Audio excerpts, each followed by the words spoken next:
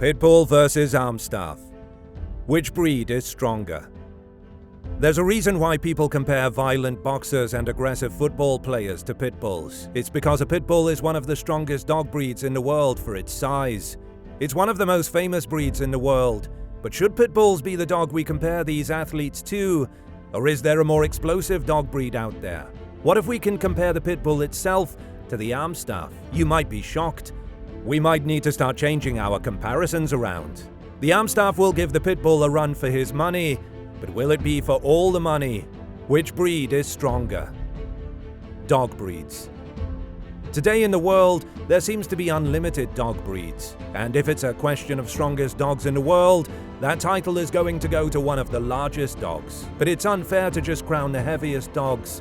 Like in boxing, they don't just give a title to the heavyweights. There are heavyweight fighters and there are featherweights. And then, sometimes the fighters that pack the most punch are the ones right in the middle, the welterweights. That's where our dogs land, right in the middle.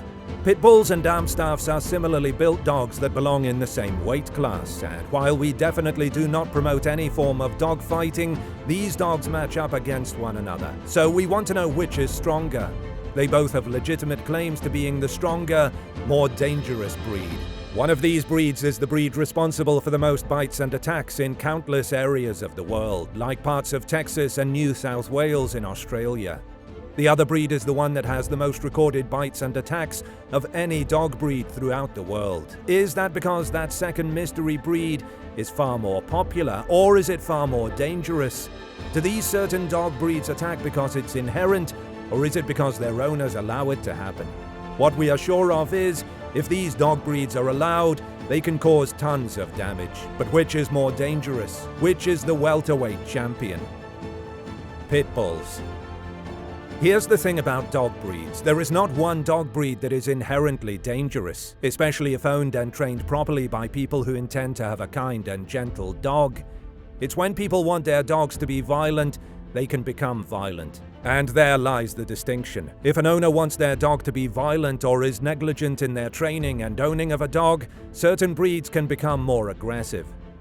And that's only because certain breeds were bred to be used for certain things. Some dog breeds hunt small rodents, some dog breeds are built for speed, and others can protect, they can attack, they can maul. It is said that any dog breed with a wide head and weighing between 60 to 100 pounds are the ones that have the tendency to be more aggressive and more prone to biting and attacking. Meet the pit bull. That is a wide head right there. It's also a wide dog, muscular and quite stocky for its size, and they're typically 35 to 60 pounds, sometimes even a touch more, landing right in that range that was detailed of a dog more prone to biting and attacking. Females stand about 20 inches at the shoulder, males about 21 inches at the shoulder, but sometimes they can be 2 feet in height. It's a bit of a boxy dog, but it's built that way so that it can be an excellent fighter. Pit bulls are strong, athletic, and explosive for their size. They're like little weightlifters, like people who do CrossFit, ready to explode with ferocity at a moment's notice. It's no secret that pit bulls were bred to be fighting dogs. That was exactly what the breeders had in mind when they were setting out to create a new breed of dog, and they did so successfully. So much so that 12 countries in Europe, along with Australia and Canada, have enacted breed-specific legislation on pit bull-type dogs, and parts of 7 other countries have enacted similar laws, which includes Ecuador, New Zealand, and the United States. The pit bull is such a good fighter, that's 19 countries that have strict legislations on whether you can or cannot breed these dogs. Again, people think pit bulls are inherently violent and evil, and that just isn't so. Some of their natural characteristics are that they are strong, confident, and have a zest for life, as well as being eager to please. That's the key right there. If the owner wishes something from their eager-to-please dog, then a pit bull will work to accomplish that. If the owner wishes for this dog to fight, then the dog will fight successfully. They have natural agility and are also one of the best climbing breeds of dogs, which is why owners that are not careful have reported more pit bulls escaping than most other breeds in the world. Speaking of what a pit bull does more than any other breed in the world, that's where we land on this statistic. More dog bites and attacks come from pit bulls than any other breed across the entire world. They account for 25% of bites and attacks. The next closest breed accounts for 13%, which means that they are not only in first place in that category, but they account for nearly twice as many as second place. That is a huge disparity. So, who is number 2 on that list? Is it our Amstaff or someone else? Amstaff. You're wondering if number 2 on that list is the Amstaff. Well, it's not. The Amstaff, also known as the American Staffordshire Terrier, is not at the top of that list. In fact, number 2 on that list is Labrador Retrievers. So what's that tell us? The most bites and attacks by a specific breed of dog is the Pitbull. Number 2 is the Labrador Retriever. But could that be because the Labrador Retriever is the second most popular dog breed in the world? More dogs, more chance for bites and attacks. Pitbulls are another one of the most popular breeds in the world, and in the US alone, they are the number 1 most popular breed. Where does our Amstaff rank? Not in the top 10, not in the top 25, not even in the top 50. Amstaffs are ranked as the 72nd most popular dog breed in the world, yet their attacks happen much more frequently, whether that be against dogs or people, whether that be causing injury or even being fatal. More attacks happen by Amstaffs than any other dog breed in places like San Antonio, Texas, and in all of New South Wales, Australia, the latter of which recorded over 900 such attacks in a 15-month span. That just goes to show you the aggression that exists beneath the surface, that can come out at a moment's notice. And with both the Pitbull and the Amstaff, when they attack, it's always bad for the victim, rarely all that bad for the aggressor. These are 2 breeds that are often confused for one another, and though they have similar ancestry, they're definitely different breeds. The Amstaff stands just a bit shorter at the shoulder, usually at about 18 or 19 inches tall at the shoulder, but they weigh more. They're typically between 55 and 70 pounds. This is another dog with that wide head and wide athletic build, but its max weight is typically about 10 pounds more. If we stood a Pitbull and an Amstaff right next to each other and got them ready for battle, both showing teeth, growling, you'd notice the Pitbull standing taller and the Amstaff being bulkier. His top weight is heavier, and since he's shorter, he's got an even boxier appearance, so his weight and power isn't as distributed across a larger area. The Amstaff is fast too,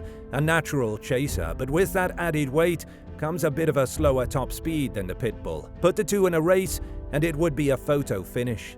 The slowest speeds you should expect both breeds to run is 20 miles per hour, so you may even see a tie in an all-out sprint. But the Amstaff's top speed is 25 miles per hour. For the Pitbull, it's 30 miles per hour.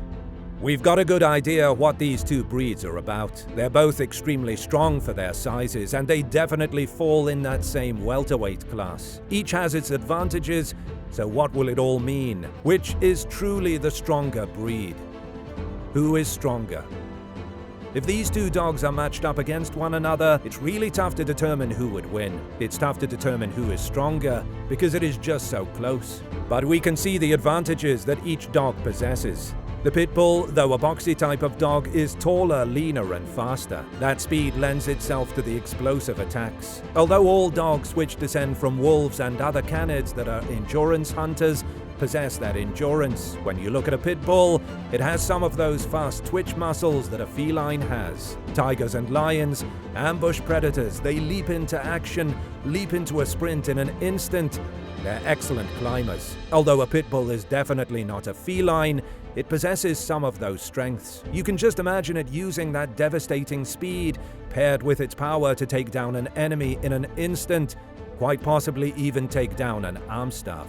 Then again, the Amstaff is a similar size, and in fact it even weighs more. When the Amstaff attacks, it uses that weight that it possesses and throws it around, not only using devastating fast explosive action like the Pitbull, but when it hits your body, you feel so much more force. The muscular Amstaff has more heft, more density, in a smaller, boxier frame. When the Amstaff lands on its victim with all that weight, it hurts.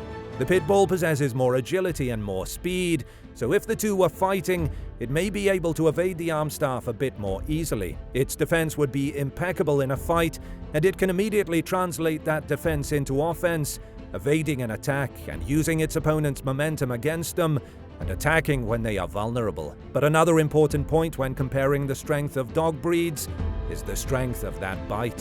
When looking at dog breeds of this size, the average bite force is around 300 pounds per square inch. Surprisingly, the Pitbull's bite force is somewhere between 235 and 250 psi, less than the average. For the Amstaff, it's between 250 and 300 psi. So the Amstaff has a stronger bite, and not only that, those jaws clamp down so heavily that it is nearly impossible to pull them apart. And then an Amstaff's instinct is to viciously shake its head around as it clamped down on its victim. As those jaws push down on bones and muscle, forcing things to the breaking point, the Amstaff's wide head shakes violently, pulling and tearing, causing extreme damage. If either dog were to bite down on the other, it would spell trouble. It just feels like with the Amstaff, it's trouble with a capital T. So to answer the question which breed is stronger, the Amstaff has the edge. Stronger bite and a heavier body in a slightly smaller frame, making for a boxier, more dense and muscular body. But that doesn't necessarily mean an Amstaff would win a fight. The Pitbull is also incredibly strong, but is faster and more agile and athletic. Strength is a big reason why a boxer wins a fight, but it isn't the only reason. The same can be true for our dog breeds.